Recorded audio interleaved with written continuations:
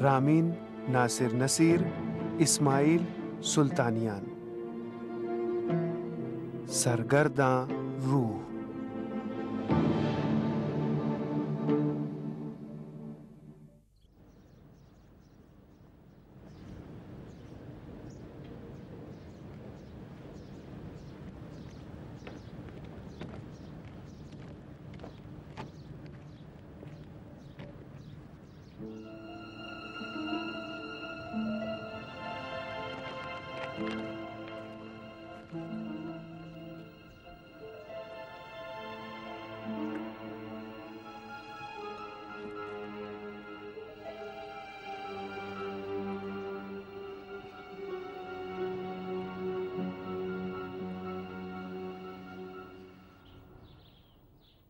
मैंने बहुत गलत किया है, लेकिन अगर वापस ना आती और तुम्हें ना बताती तो मरते दम तक खुद को माफ ना कर पाती। वकीली कहाँ है? मुझे नहीं मालूम। छोड़ो भी। अब क्या प्लान है तुम लोग का? उसने मुझे भी धोखा दिया है। और मैं यकीन कर लूं, है ना? तुम लोग ने सोचा होगा एक बार तो इसे बेवकूफ बना दिया, सोचा आप भी दोबारा बना सकते हो, है ना? मैं सच कह रही हूँ। वकीली कागजात लेकर भाग गया। तुम क्यों वापस आ गई? मैं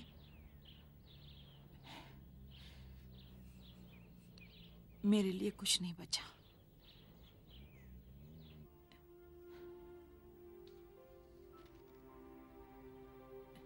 सिवाय दरबदरी, मुसीबत और शर्मिंदगी के।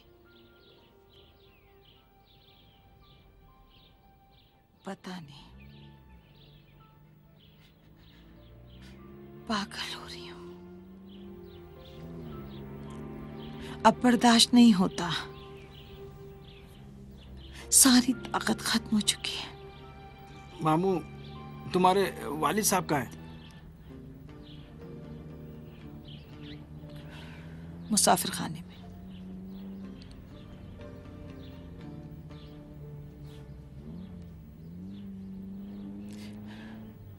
तुम्हें अपनी सच्चाई का यकीन दिलाने के लिए मैं रुबाबे की तलाश करने में तुम्हारी मदद करने पे तैयार हूं।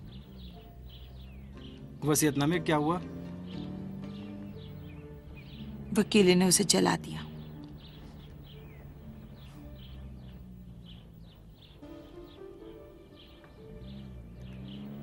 लेकिन अभी हमारे पास एक रास्ता है। बाकी वसीयतनामों को तलाश करना होगा। बाकी वसीयतनामों को भी तलाश करना होगा।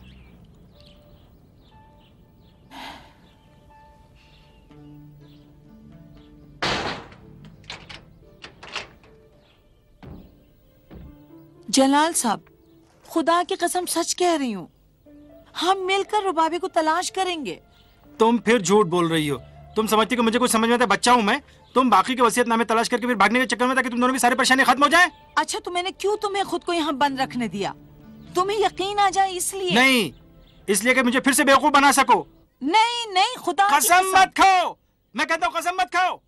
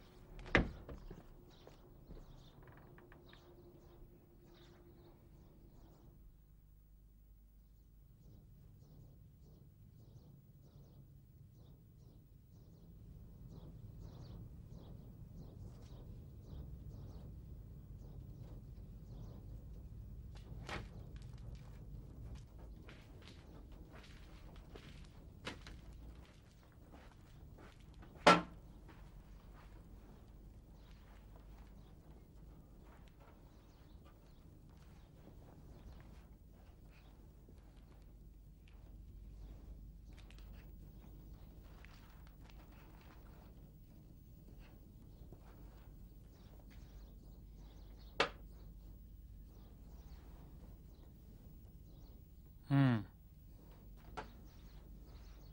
हम्म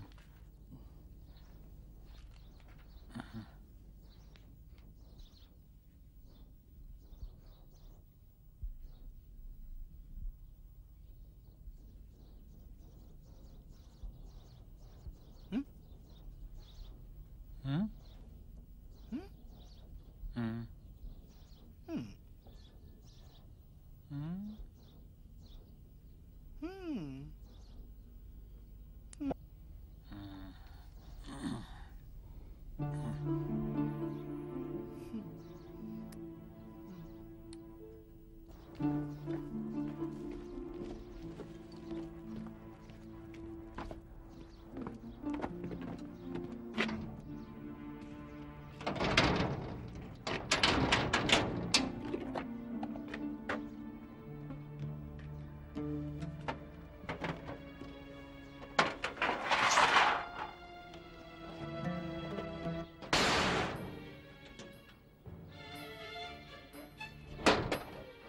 जलाल,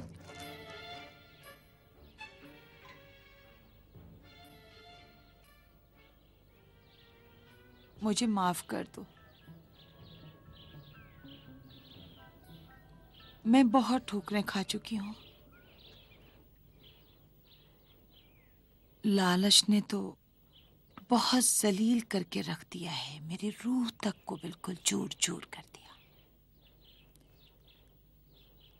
अब मेरे लिए कुछ नहीं बचा, कुछ भी नहीं बचा। अगर उस कमबख्त वकील ने तुम्हारे साथ धोखा न किया होता तो भी तुम इस तरह की बातें करती? अब जबकि बेवकूफ बना दी गई और तुम्हारे हाथ कुछ भी नहीं आया तो बहुत मजलूम बन रही हो, सब लोगों की तरह।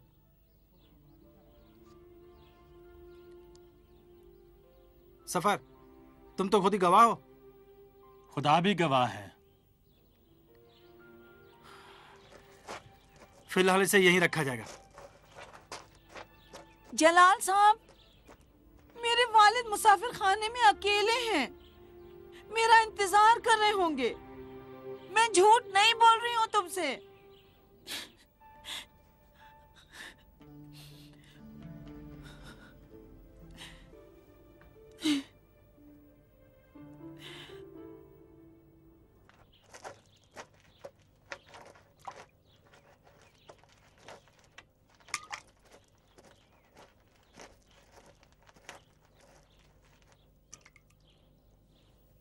सारी गलती मेरी ही है।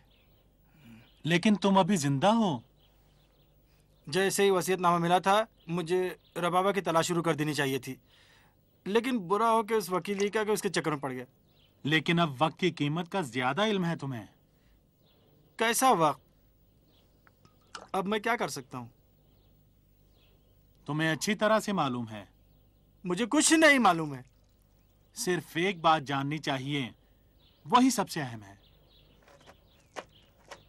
मुझे क्या जानना चाहिए?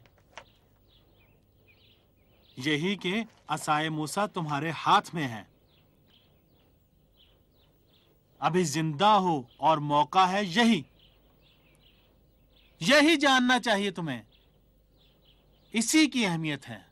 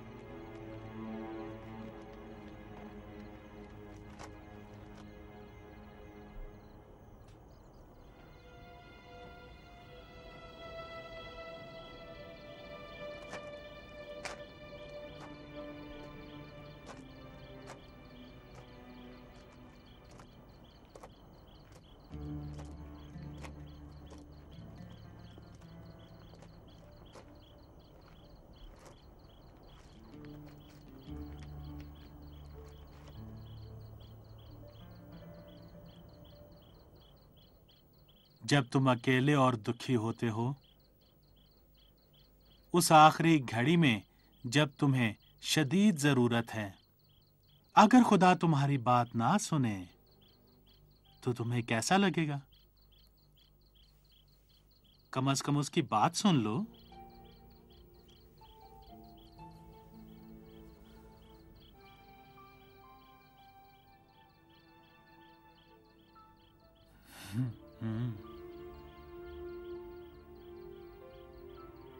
किसी औरत के अकेले रहने का मतलब क्या होता है जानते हो? ये दुनिया भेड़ियों से भरी हुई है। जानते हो इसका क्या मतलब है?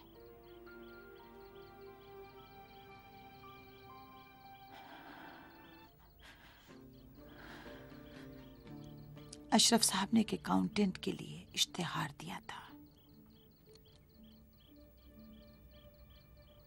मैं गई, पास हो गई, लेकिन मैंने कहा कि कंपनी रोज नहीं आ सकती अपने बीमार वालिदैन की वजह से। उन्होंने मान लिया। कुछ दिन तक आना जाना रहा। उन्हें मेरे हालात का इल्म हो गया। उनका इसरार था कि मैं कहीं शादी कर लूं। कई अच्छे रिश्ते भी लाए, लेकिन मैं इनकार करती रही।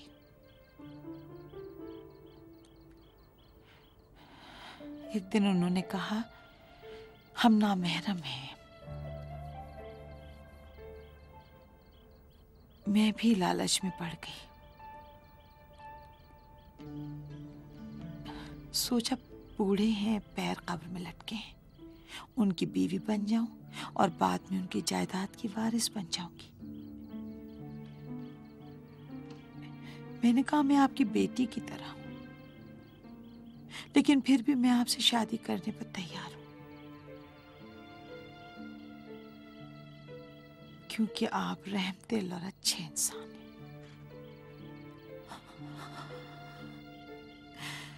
वो मान गए, इस शर्त के साथ कि किसी को पता न चलने पाए। 14 सोने के सिक्के मेरे मेहर करार पाए। 3 महीने भी नहीं गुजरे थे कि मुझे एक जाली मुख्तारनामे के साथ रंगे हाथ पकड़ लिया।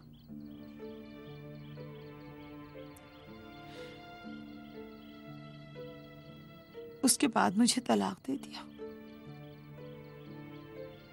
मेरा मेहर भी अदा कर दिया। 14 सिक्के। इतने मालदार थे।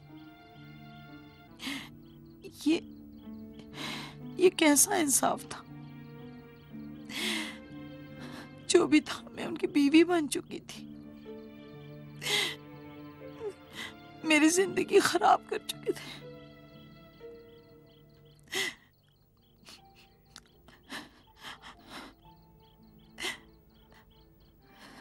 अम्मी तो इसी गम में मर गई।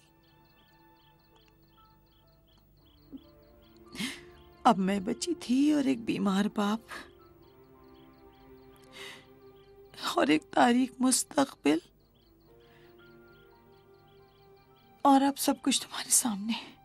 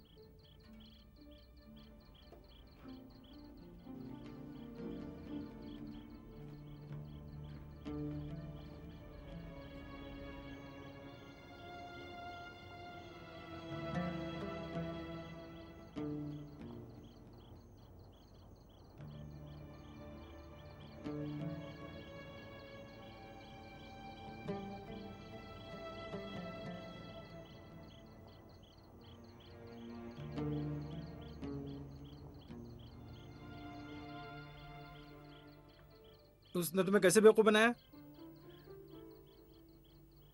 वालिद साहब की वजह से उसके पीछे नहीं जा सकी। उसने भी मौके का फायदा उठाया और भाग गया। शायद अच्छा ही हुआ। और रबाबा के बारे में कुछ नहीं बताया? नहीं।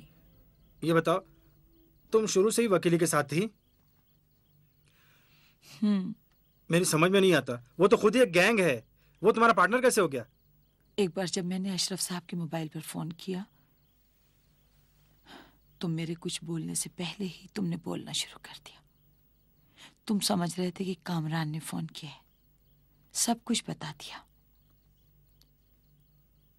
अशरफ साहब की मौत से लेकर उनकी लाश के बदले रकम की बात तक।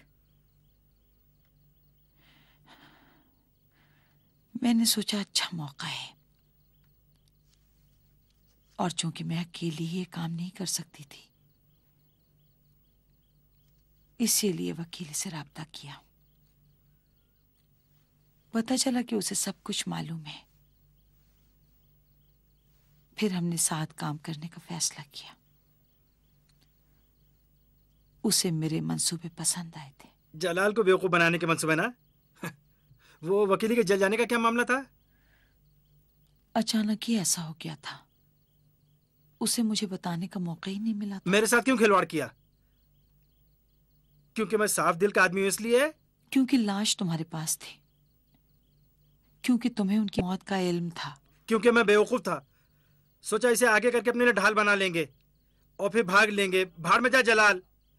ये नहीं सोचा कि जलाल खुद ही बर्बाद है, जलाल खुद ही बेघर है, बेरोजगार है, सच्चाई इंसानियत के अलावा उसके पास कुछ भी नहीं है। लेकिन वो मर गया। वो जलाल अब मर गया बेबी। सच्चाई यानी बकवास, सच्चाई यानी गधापन, सच्चाई यानी बेवकूफी। जलाल,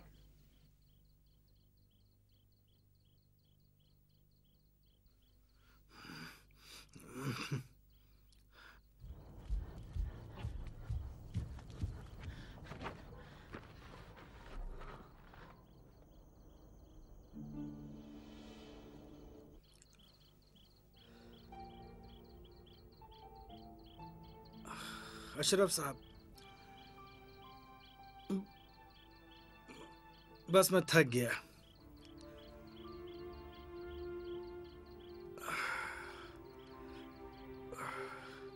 मालूम नहीं तुम कहाँ हो, लेकिन ये मेरे बस का नहीं है।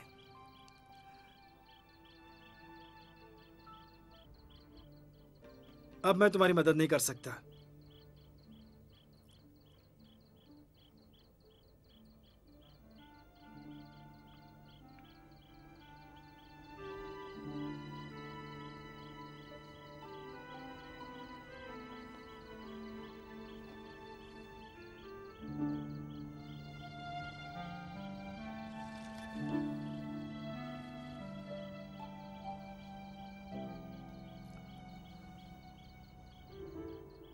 जलाल,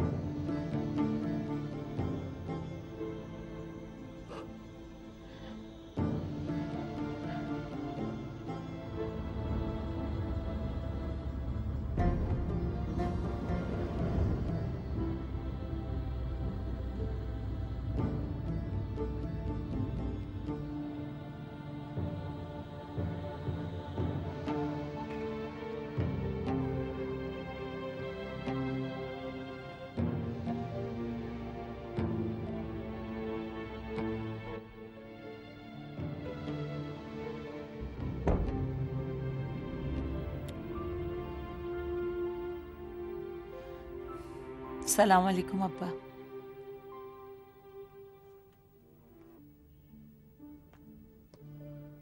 अस्सलाम वालेकुम मामू। क्या हाल है लड़के?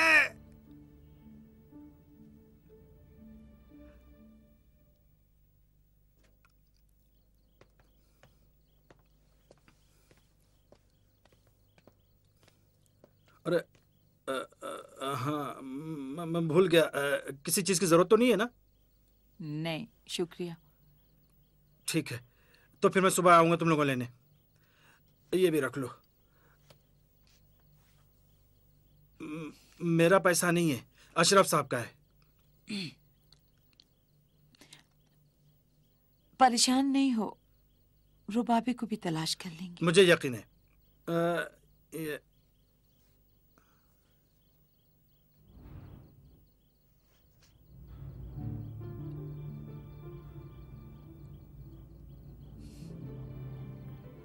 कमबख्त वकीली ने मेरे लिए कुछ भी नहीं छोड़ा। जानता हूँ, लेकिन उसे भी ढूंढ लूंगा। फिलहाल अभी तो तुमसे बहुत सारी बातें करनी है। आदमी अपनी बहन से बात नहीं कहेगा तो फिर किससे कहेगा? नरगिस के बारे में भी मुझे बताना। बिल्कुल बताऊंगा। इसके लिए बहुत बहुत शुक्रिया। ये एड्रेस बहुत बड़ा सुराग है। बस अब गुजारिश ये है कि कमरे में चले जाइए आप।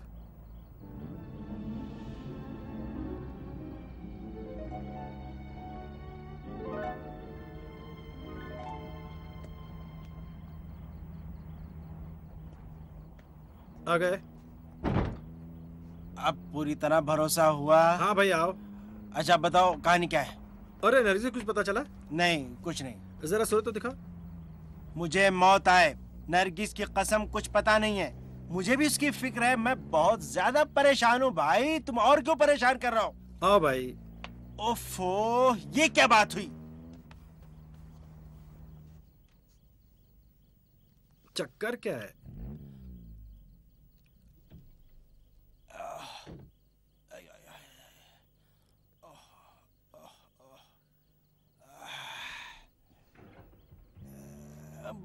बड़ा कीमती है ये। समझ में नहीं आ रहा है। इतनी बड़ी बिल्डिंग, न कोई देखभाल करने वाला, न कोई वॉचमैन। शायद घर में ना हो।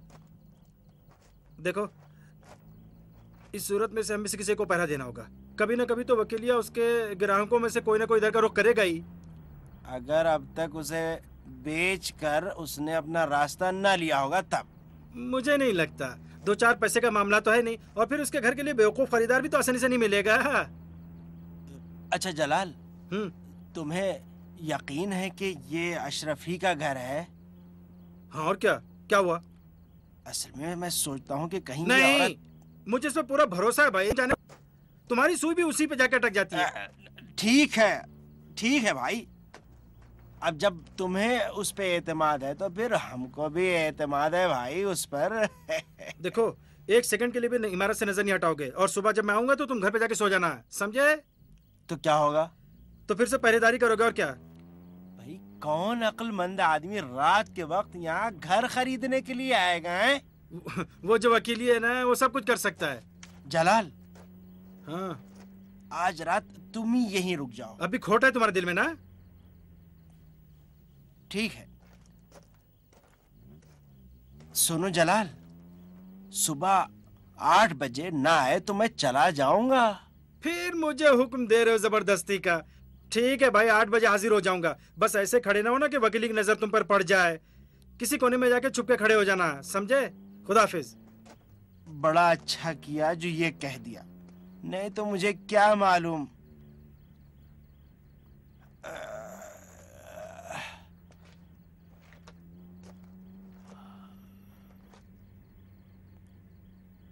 अरे क्या फूटी किस्मत है।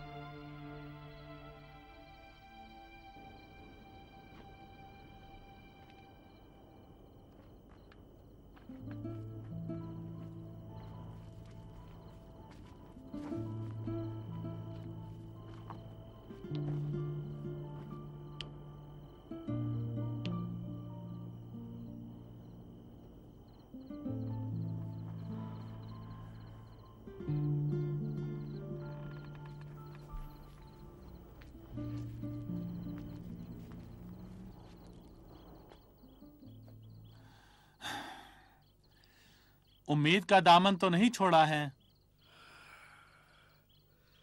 सिर्फ ख्वाब देखता हूँ। अगर रबाबा न मिले तो नरगिस भी नहीं मिलेगी।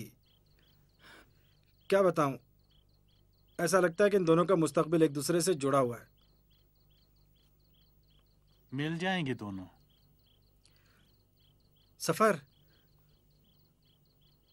अगर रबाबा न मिली तो, अगर मर चुकी हो तो क्या होगा? उम्मीद रखो। किस चीज की? किसके सहारे? दिल के सहारे, ईमान के सहारे, नरगिस से मोहब्बत के सहारे। डर लगता है कि अब इसका भी कोई फायदा ना हो। जिस दिल में इश्क पलता हो वहां डर की गुंजाइश नहीं होती।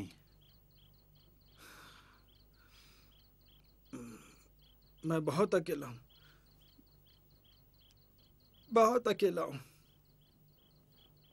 ये साबित कर दो कि उसे चाहते हो, ताकि उसके मुल्लों के वो भी तुम्हें चाहती है।